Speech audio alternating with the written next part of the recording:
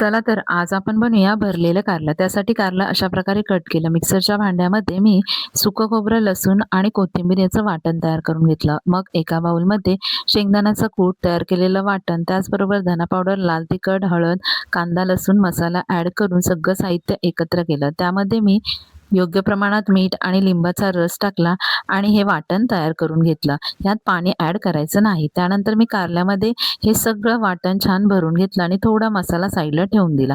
मग कढईमध्ये राई, जिरं, कढीपत्ता, हिंग ॲड करून चांगलं परतून घेतलं. त्यानंतर त्यामध्ये भरून घेतलेली कारली ॲड केली.